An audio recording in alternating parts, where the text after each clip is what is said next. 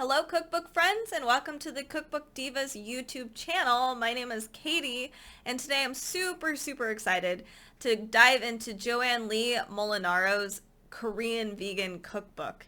You can check her out on TikTok. That's actually where she made it big, like that's where she became popular. These are reflections and recipes from Omma's kitchen. I love Korean food and I've been trying to eat more plant-based. And I've been wanting to incorporate not just Korean food into my life, but also more vegan recipes. So I'm really excited for that aspect, but also I'm not entirely familiar with all of Korean cuisine, but I know as like a white American that for me, what I know of it is there's like a lot of fish sauce and then there's a lot of meat because I go to Korean barbecue all the time, but that's not necessarily true. In fact, she points out that a lot of Korean food is actually just naturally vegan, and she's got all these wonderful stories side by side, these recipes, so I'm just really excited, and I know a lot of you guys are too. So let's look at it. It's a beautiful cookbook, and I'm hoping there's not a whole bunch of glare, but just, it's stunning. Okay. Let's see what I can find. I mean, gorgeous. Very appealing. Wonderful. All right. So my Korean is not very, it's not the best. So bear with me. We have the basics. We have bong or breads. Banchan, which is side dishes. We have kimchi and salads. Then we have soups and stews. I'm very excited about this. I actually snuck a little look before doing this cookbook look through of stew because I want some stews this weekend. We have noodles and pastas. Then we have bar and street foods, main dishes, and sweets. So I'm super excited.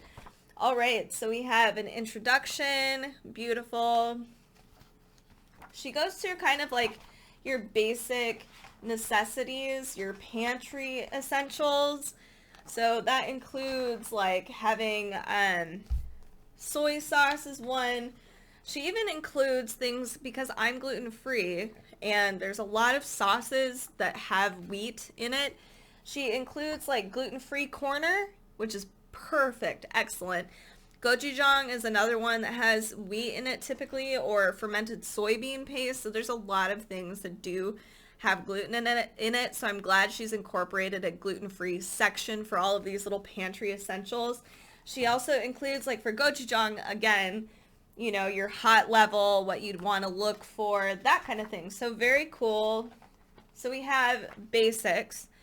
A lot of these things you're going to want to learn how to make on your own. For instance, kimchi, you most likely won't be able to find vegan kimchi at the grocery store. You're probably going to have to make your own.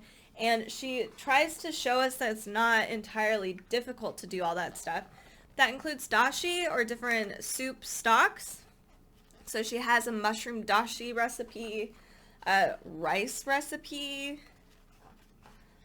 fishy sauce. Okay, I love that. I'm actually quite excited to see what this is. And actually how she gets that like fishy, you know, that umami fishy taste. There's so many cool recipes. All right, so bread, another great chapter, and I don't know if I'm going to be able to have really any of these recipes, but we have in the corner here, this is very nice. There is a difficulty level, so easy, medium, and hard, and then we have the allergens listed, so like nut-free, gluten-free. I'm wondering if there's other frees in here. GFO, I'm not sure what all of the acronyms mean, but oh, there's like plant milk, all kind of, yeah, just so many things. So I like that that's there. So for me, I can see what I can eat, what can be adaptable and what can't be adaptable, or what has to be adaptable. So here's the banchan. So these are the side dishes. This looks awesome. It's like a big pancake. Kale muchin, dressed kale. This looks gorgeous, and I'm not like a huge kale fan, but I would eat that. Battered squash, super good, and I was surprised that a lot of these recipes are quite easy. I thought, honestly, I thought adapting all of these Korean foods would be kind of difficult, but it doesn't take a lot of time. Like you'll see here, there's not a lot of ingredients. This is just your step-by-step instructions, and it's very straightforward. It's not terribly hard. There are a few recipes that are like a little more difficult, but yeah, these are all very easy and very straightforward. Let's see, what else do we have here? Ooh, I love kimchi. That's like my favorite thing in the entire world. So I'm actually curious how to make this vegan because I would like to try and see what the difference is, and it is healthier. So here's a recipe for Napa cabbage kimchi. We have water kimchi. I've not heard of that before, so that's cool. Another beautiful salad. You could probably see Brussels sprout salad. Let's move on to some of the soups. These were the ones that I'm just dying to have, and I can't. This one's the one that I think I might make this week. This is like this is like one of the harder, of course it's the harder of the soups, but I don't know how to say it, but it's a spicy scallion and fern break soup. I don't know what a fern break is. We also have here, we have your noodle section, and you can make your own noodles and then add them to all of these awesome recipes. So that's super cool. Consomme ramen. Here's the consomme ramen. This looks great. There is, ooh, bar and street foods. This looks awesome. I'm super excited. All right, so we have kimbap. So this is a sweet seaweed rice roll. Very similar to sushi, it looks like. I think I've seen these before in Korean markets. They're very good.